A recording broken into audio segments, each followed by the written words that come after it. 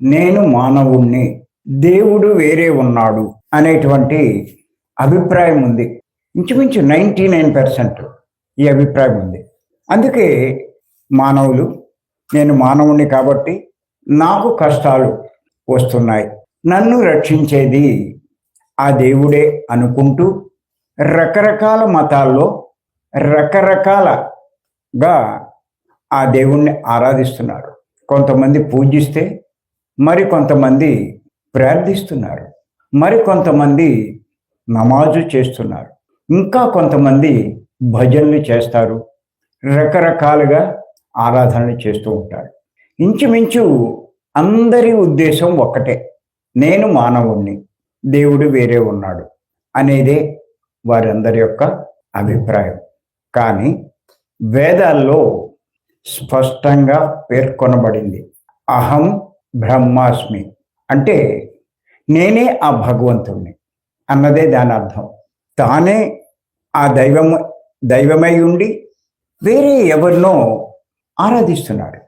ఉన్నదే తాను, తనకు భిన్నంగా ఏదీ లేదు. ఎవరిని ఆరాధిస్తారు, ఎవరిని ప్రార్థిస్తారు, ఎవరిని నమాజ్ చేస్తారు?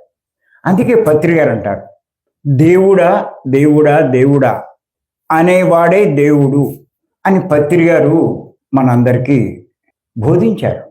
పూజలు చేసే పూజారే దేవుడు అని చెప్పారు పత్రి గారు. కానీ ఇది చాలామందికి పత్రి గారు చెప్పినా అర్థం కావట్లేదు, అపార్థాలు కూడా చేసుకుంటున్నారు. అందుచేత మానవుడు దేవుడు వేరు వేరా ఒక్కటేనా అన్న దాని గురించి ఒక యోగీశ్వరుడు చెప్పినటువంటి వివరణ మనం తెలుసుకుందాం. మీ బుద్ధిని బాగా ఉపయోగించగలిగితే ఇది మీకు బాగా అర్థమవుతుంది.